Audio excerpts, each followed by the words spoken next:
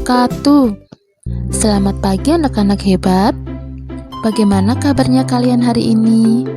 Putari berharap kalian selalu dalam keadaan sehat, ceria, dan berbahagia ya. Baik anak-anak, pertemuan kali ini kita akan belajar di tema 8 peristiwa alam, subtema 2 tentang kemarau.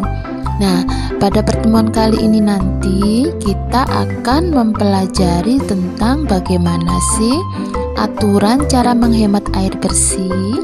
Nah, selain itu nanti kita juga akan belajar tentang yaitu mengukur berat benda dengan satuan tidak baku. Nah, anak-anak sudah siap belajar ya? Nah, baik anak-anak, sebelum kita memulai pembelajaran hari ini, kita awali dengan berdoa terlebih dahulu supaya ilmu yang kalian dapatkan bisa mudah dipahami. Berdoa mulai. Selesai.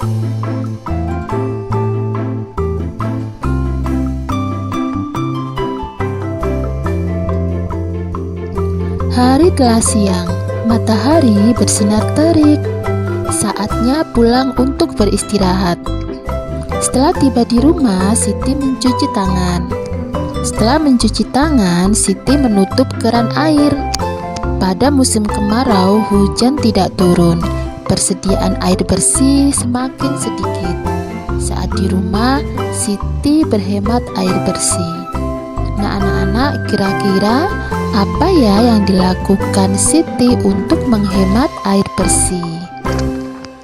Nah, sekarang perhatikan aturan di rumah Siti untuk menghemat air bersih. Jadi yang pertama, Siti menyiram tanaman menggunakan air bekas cucian beras.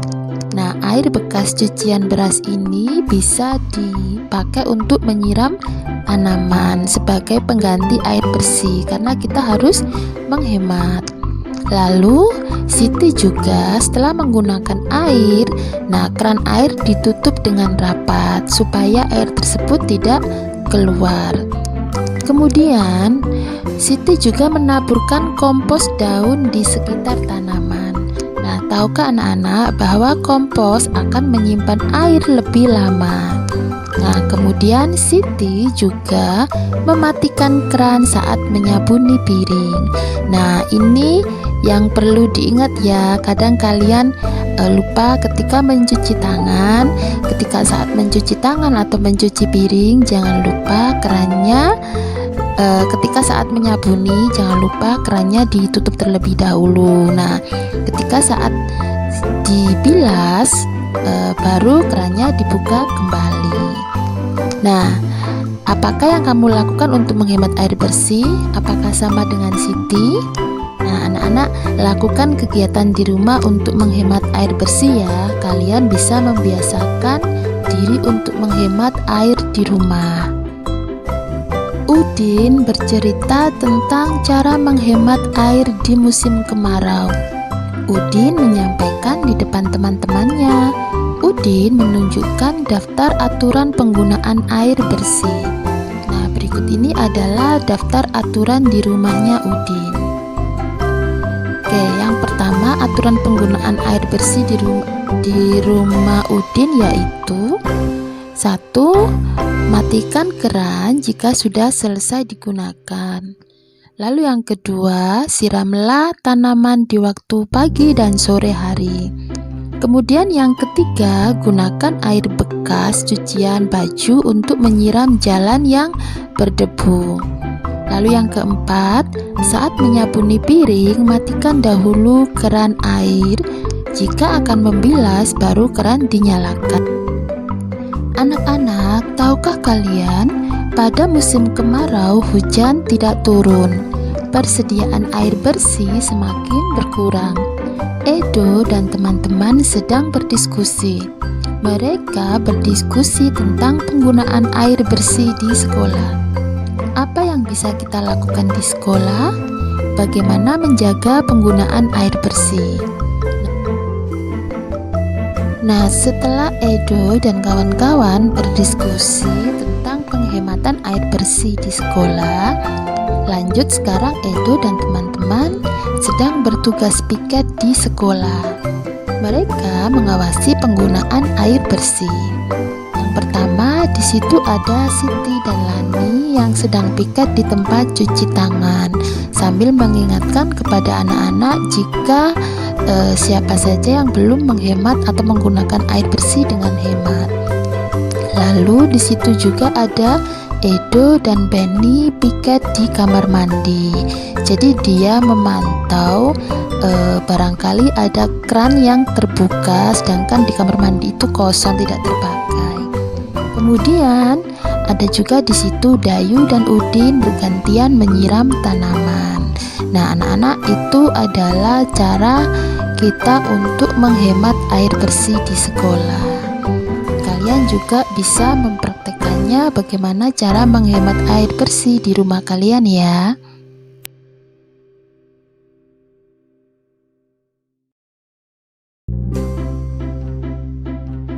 Benny menceritakan kegiatan belajar bersama ibu pada hari libur. Benny dan ibu menimbang benda yang ada di rumah dengan alat ukur tidak baku. Mereka menggunakan penggaris dan gantungan baju. Mereka juga menggunakan buku dan kelereng. Nah, sekarang mari kita amati gambar berikut ini. Anak-anak, sekarang amati gambar berikut ini.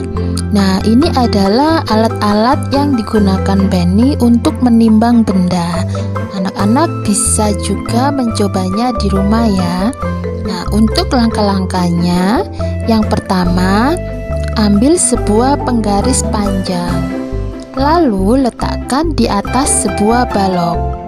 Kemudian, atur posisi penggaris agar seimbang. Setelah itu, letakkan sebuah piring plastik di ujung kiri penggaris. Letakkan sebuah piring plastik juga di ujung kanan penggaris. Nah, setelah itu ambil buku yang akan ditimbang, lalu taruh di atas piring di ujung kiri.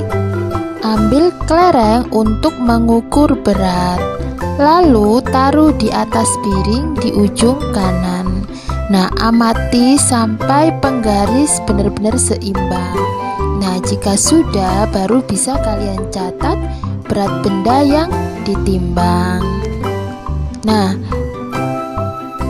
selain penggaris, bisa juga menggunakan gantungan baju. Nah, ambil gantungan baju yang ada di rumah kalian. Nah, coba sekarang amati gambar berikut ini. Nah, ini adalah mengukur dengan gantungan baju. Nah, jadi langkah-langkahnya, yang pertama ambil sebuah gantungan baju, kemudian gantungkan di tali jemuran, lalu ambil 2 buah kantong plastik bening. Setelah itu, kaitkan satu kantong di ujung kanan gantungan baju dan kaitkan juga satu kantong di ujung kiri gantungan baju.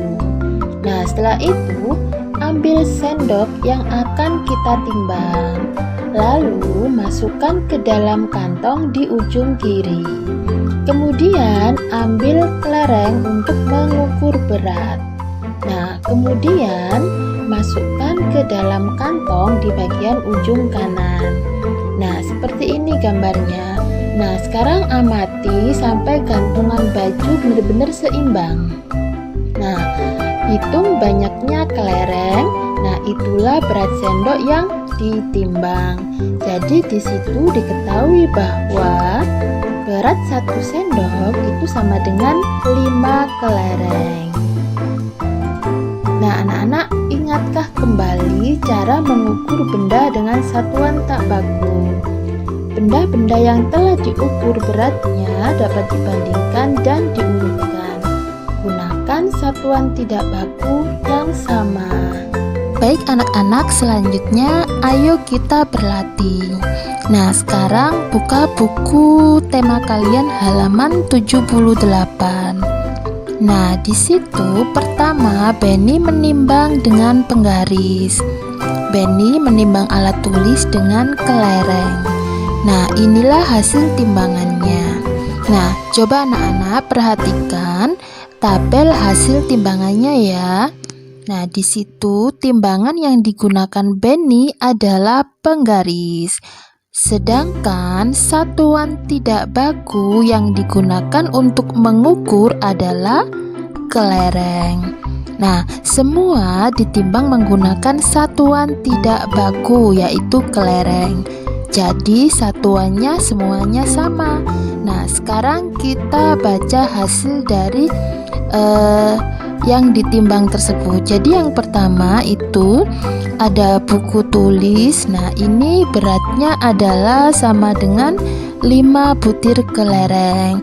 Lalu yang kedua di situ ada tempat pensil. Nah, di situ beratnya sama dengan 8 butir kelereng. Dan yang terakhir di situ ada buku gambar. Nah, buku gambar ini beratnya sama dengan 7 butir kelereng. Nah, setelah tahu hasil timbangannya tersebut, maka coba kita kerjakan pertanyaan yang ada di bawah ini. Nah, yang pertama, benda manakah yang paling berat? Nah, coba kita amati tabelnya. Benda yang paling berat adalah tempat pensil.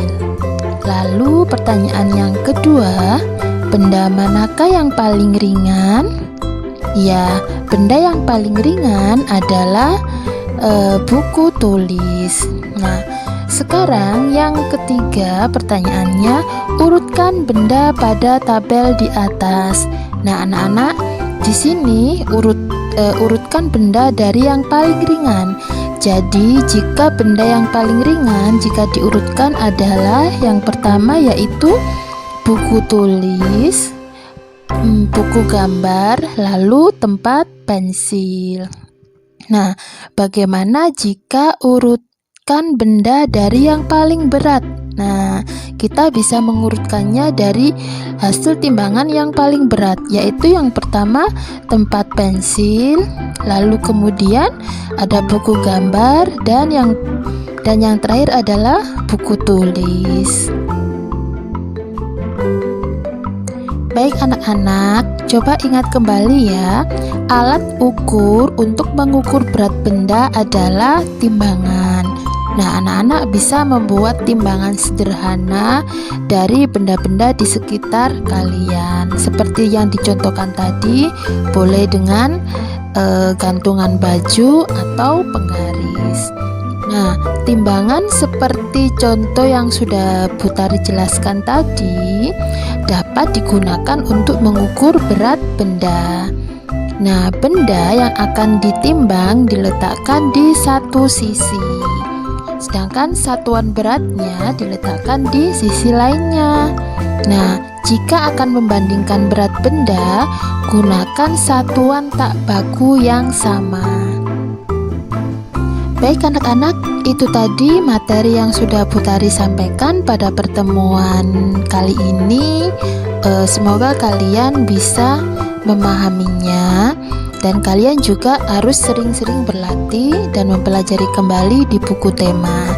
Nanti jika kalian tidak paham, kalian bisa bertanya kepada guru kalian. Tetap semangat ya anak-anak belajarnya. Butari akhiri. Wassalamualaikum warahmatullahi wabarakatuh.